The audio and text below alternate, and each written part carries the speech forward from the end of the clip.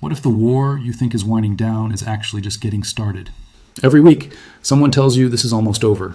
Every week, the truth turns out to be something else. Before we go further, hit that like button right now because what you are about to hear will change how you read the news for the rest of this year.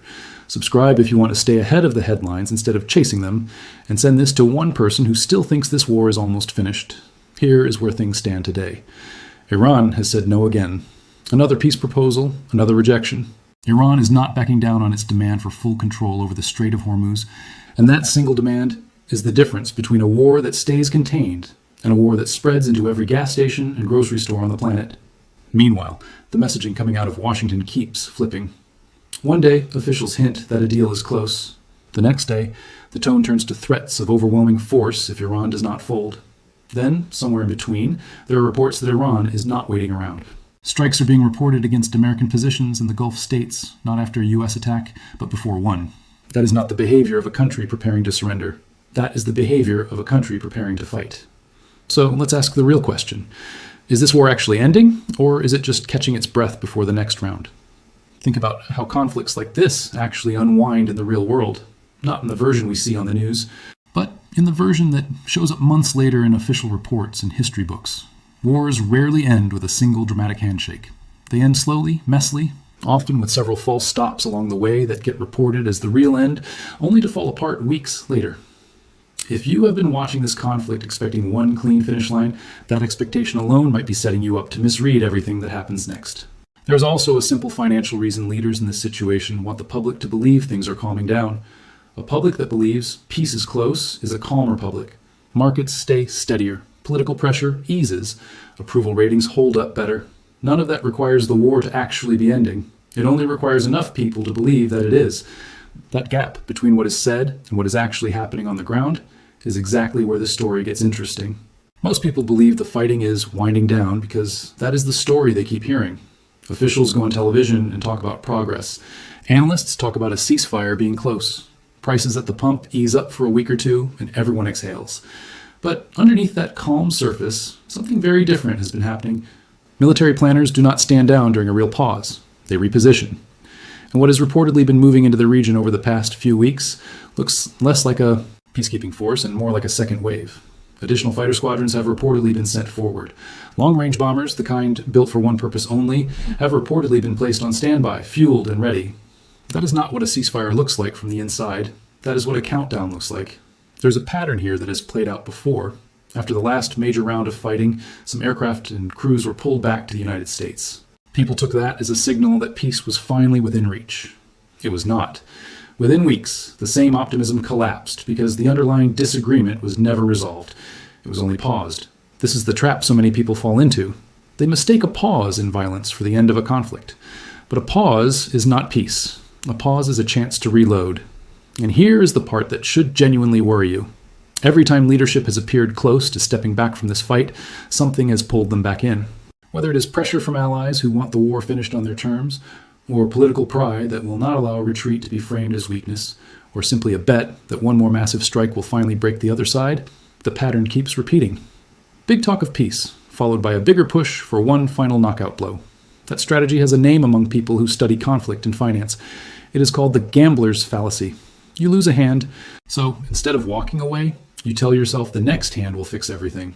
You go all in, again and again, convinced that this time will be different. Wars fought this way rarely end quickly, and they rarely end cheaply.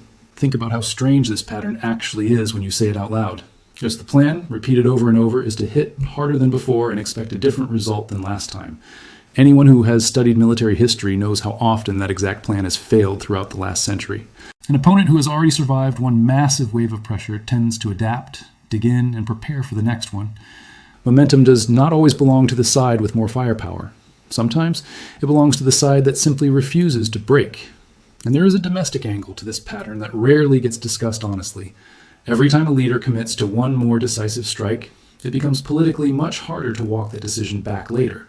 Admitting a strategy has not worked means admitting a mistake, and very few people in positions of power find that an easy thing to do publicly. So the pressure to keep pushing forward often has less to do with battlefield logic and more to do with the difficulty of standing in front of cameras and saying the last approach failed. Now, here is something most viewers never think about. but it might be the most important part of this entire story. This war is not only being fought with missiles and warships, it is being fought with headlines. Watch what happens every time there is a hint of peace talks. Oil prices drop, stock markets climb. Then, within days, the tone shifts back to conflict, and the exact same markets swing the other way. Energy prices spike, broader markets get nervous. This has happened over and over, almost like clockwork. Ask yourself this: if regular people are caught off guard every single time these headlines flip, who is not caught off guard?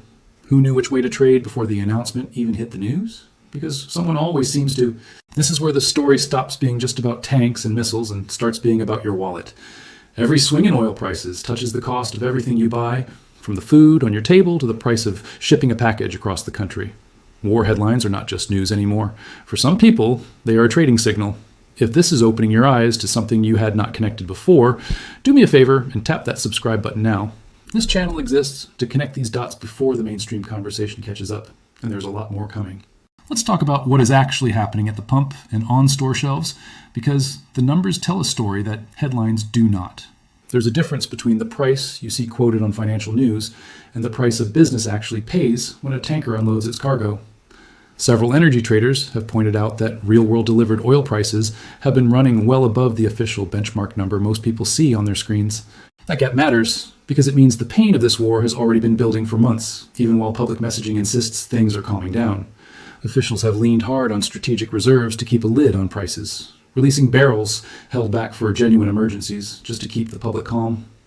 That works for a while. It cannot work forever. Reserves are not bottomless, and every analyst who studies this space agrees that those reserves are getting close to their practical floor. So what happens when that cushion runs out and the war is not actually ended? Prices do not just rise. They jump. And they jump at the worst possible moment, because by then, the public has been told for months that everything is under control. There are two choke points in this story that almost nobody outside of shipping and energy circles pays enough attention to. The first is the Strait of Hormuz, the narrow waterway that a massive share of the world's oil has to pass through. The second is the Bab el-Mandeb Strait, another narrow corridor connecting the Red Sea to international shipping lanes. Both are now at serious risk of disruption at the same time. Picture what that means in practice. Two of the most important shipping bottlenecks on Earth, both under threat, both linked to the same broader conflict. If either one closes fully, even for a short period, the ripple effects hit far beyond the region. Shipping costs rise, insurance costs for tankers rise, delivery times stretch out, and all of that eventually lands on regular people in the form of higher prices for fuel, for food, and for nearly everything that has to be shipped anywhere. The world has not fully felt this yet, not in the way it eventually will. But the warning signs are already visible if you know where to look. Emptier shelves in certain product categories, slower restocking, small, quiet price increases that most people write off as ordinary inflation instead of recognizing them as the early tremors of something bigger. Here's a small but telling detail. Traveling through different parts of the country, you can already see gas prices varying more sharply than usual from one region to another. That is not random. That is a supply chain under quiet strain, adjusting unevenly depending on how close each region is to the pressure points. Think about how much of daily life depends on things arriving on time and at a predictable cost. A trucking company plans its routes around fuel prices that stay roughly stable from one month to the next. A grocery store plans its orders around shipping costs that do not swing wildly overnight. A family plans its monthly budget around a gas bill that does not suddenly jump by a large percentage in a single week. Every one of those assumptions depends on calm shipping lanes and predictable energy prices. Remove that predictability, and every layer built on top of it starts to wobble. This is why serious analysts do not just watch the war itself, they watch shipping insurance rates, because that number tells you how nervous the people who move cargo for a living actually are. When insurance premiums for tankers moving through contested waters start climbing sharply, that is not speculation. That is professionals with real money on the line, pricing and real risk, long before the average person notices anything different at the pump. Now, some parts of the world are adapting faster than others. Countries that leaned hard into other forms of energy years ago, whether that meant keeping nuclear power plants running at full capacity or building out alternative supply chains for electric vehicles and batteries, are proving far more resistant to this kind of shock. Meanwhile, countries that shut down reliable power sources for political reasons are now scrambling, sometimes even buying electricity from their neighbors just to keep the lights on. Decisions made years ago for reasons that felt right at the time are now determining who can absorb the shock and who cannot. This is the uncomfortable truth sitting underneath every headline about the war easing up. It has not eased up. It has been paused, financed, and quietly postponed. And postponed pain has a way of arriving all at once. If you have made it this far, you are exactly the kind of person this channel is made for. Someone who wants the full picture, not just the version that keeps you calm. Drop a comment right now telling me which part surprised you the most. I read every single one, and it helps this video reach more people who need to see it. Let's move to something that almost nobody's talking about the right way, and that is gold. Gold has followed the same roller coaster as everything else tied to this war. When peace looks possible, gold dips because investors feel safe putting money into riskier assets again. When the war heats back up, gold climbs because people rush back towards safety. That pattern alone tells you something important. Gold is not just reacting to the war.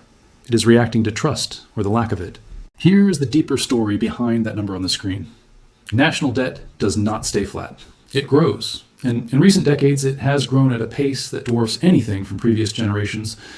When you compare where that debt started decades ago to where it stands today, the growth is not just large, it is almost unbelievable.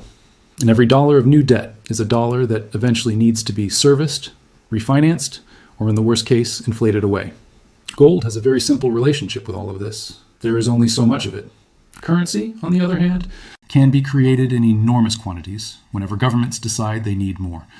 When the amount of currency in the world grows faster than the amount of gold, the price of gold in that currency has to rise eventually. That is not opinion. That is basic arithmetic playing out over decades. Central banks around the world understand this better than almost anyone, and they have been quietly building up their gold reserves for years, buying steadily without much fanfare. At the same time, some governments under serious financial pressure have been forced to do the opposite, selling gold reserves just to keep their economies functioning day to day. And watching who is buying and who is selling tells you a lot about who believes the current system is stable and who is quietly preparing for it not to be. There's another currency story unfolding at the same time, one that gets far less attention than it deserves. Major economies have been forced to intervene just to prop up their own currencies, pouring resources in simply to prevent a collapse in value. That kind of intervention buys time. It does not solve the underlying problem. And when one major economy weakens significantly, the shockwaves do not stay contained within that country's borders. They travel through trade, through investment, through markets that are far more connected than most people realize.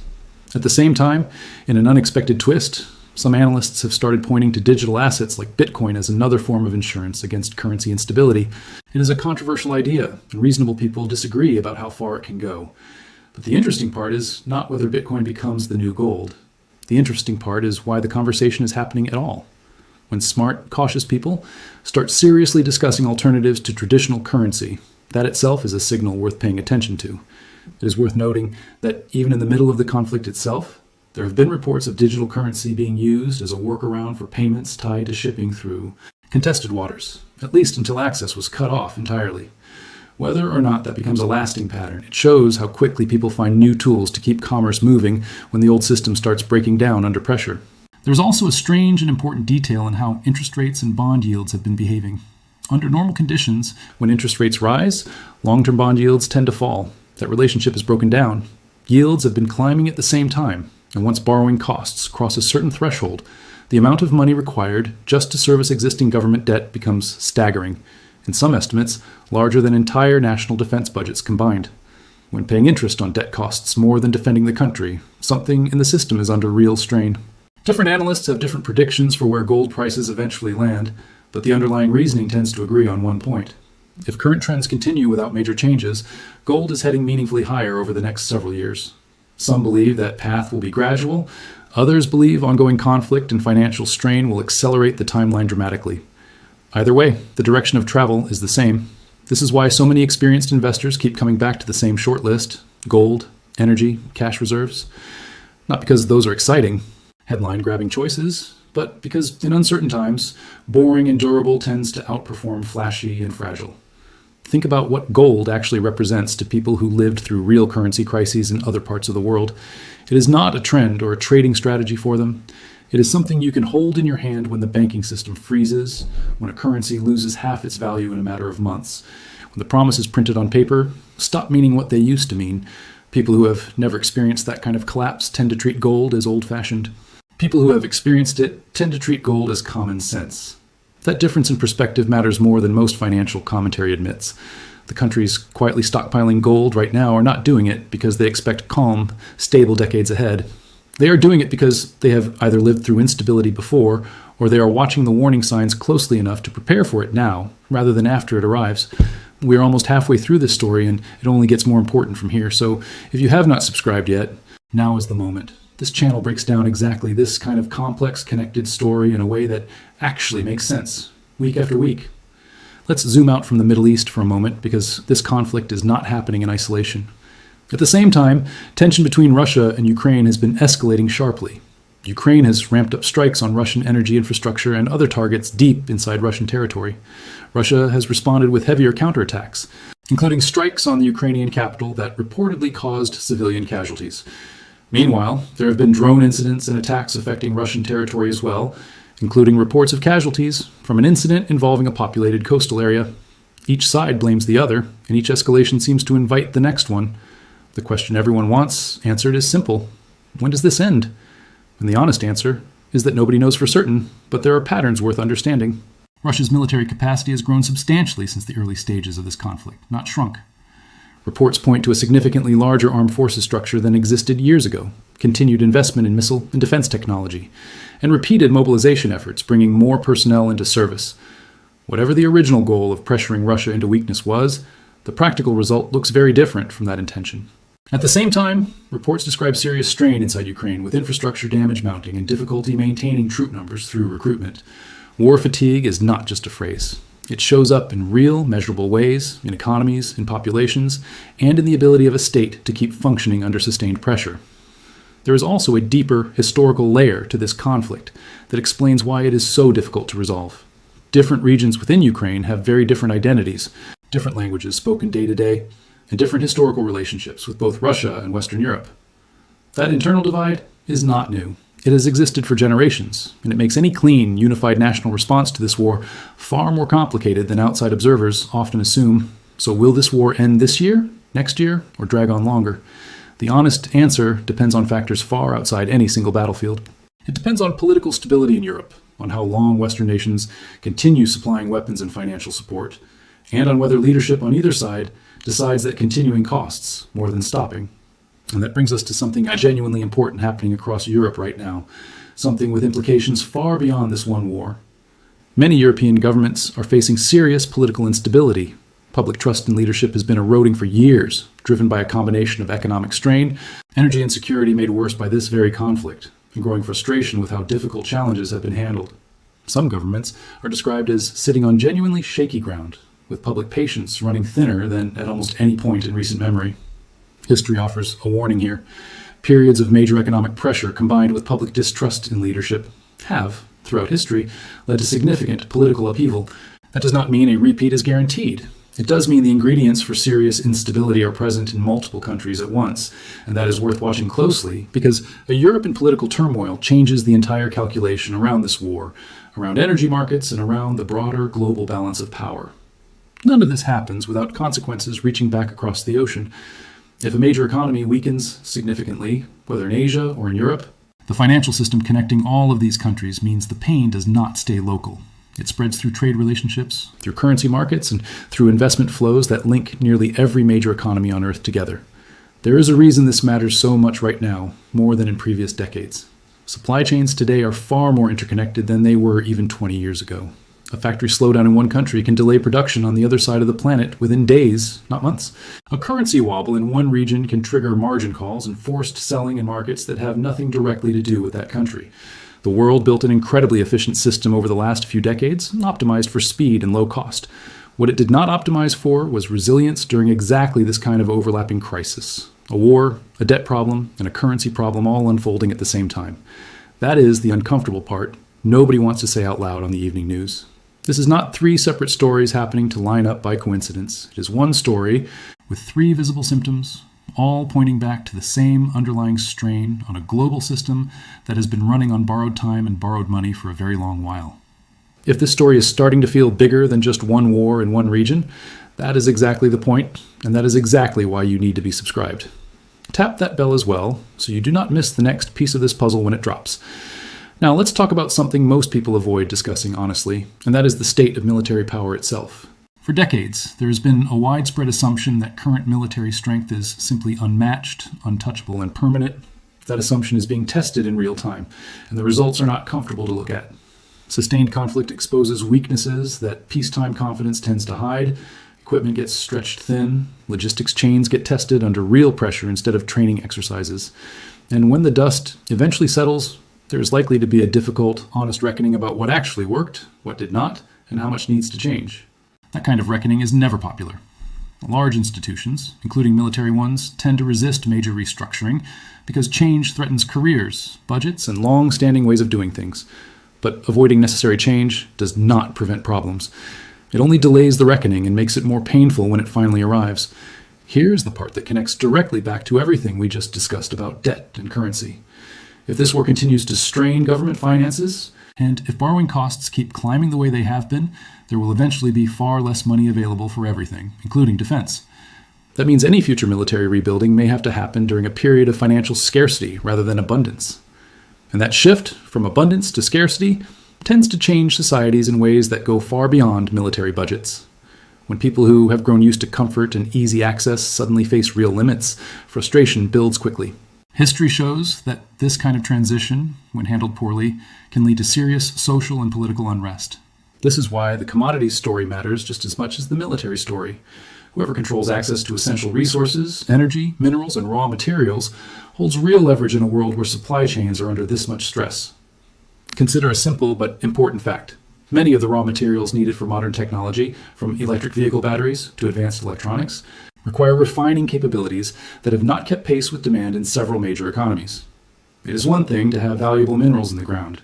It is another thing entirely to have the industrial capacity to turn those raw materials into usable products.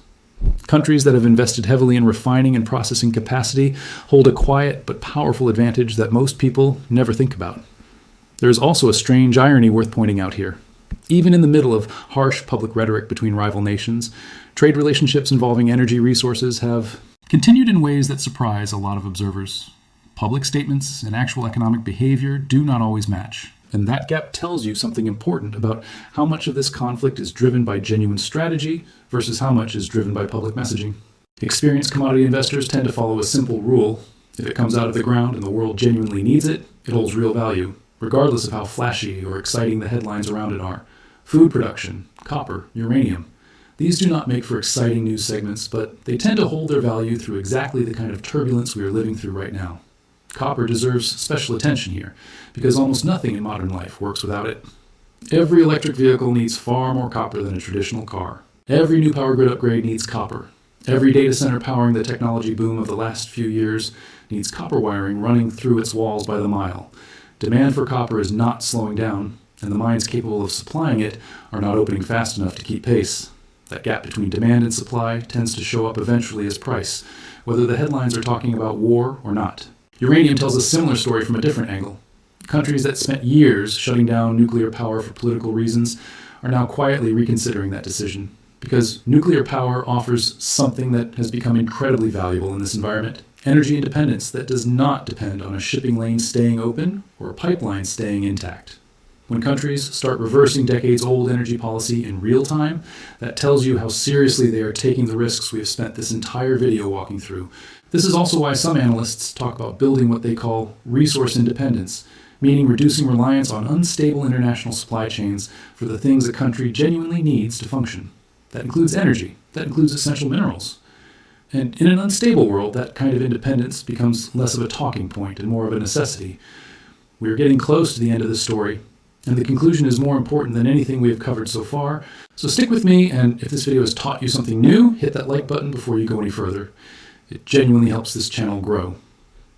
Let's step back now and ask the biggest question of all: where does this actually end? There's a common belief in Western thinking that history moves in a straight line, always forward, always upward, with progress being permanent and irreversible once it happens. That belief feels comforting, but it does not match how history has actually unfolded, especially outside of the Western world. Older civilizations, the kind that have existed for thousands of years rather than a few centuries, tend to think about history very differently. They see cycles instead of straight lines, periods of strength followed by periods of decline, followed eventually by periods of renewal.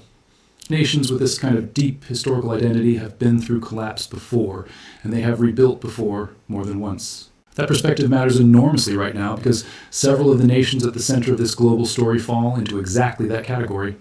They are not simply large countries. They are civilizations with identities, cultures, and histories stretching back far longer than most people fully appreciate. Betting against their long-term resilience has historically been a losing bet. Meanwhile, there's a hard truth worth confronting directly. A significant amount of the economic and industrial decline experienced by more established powers over recent decades was not something done to them by outside forces. It was the result of choices made from within, chasing short-term profit over long-term strength, moving industry and manufacturing capability overseas in search of cheaper costs without fully accounting for what would be lost in the process. That is an uncomfortable thing to admit, because it is much easier to blame outside rivals for internal decisions.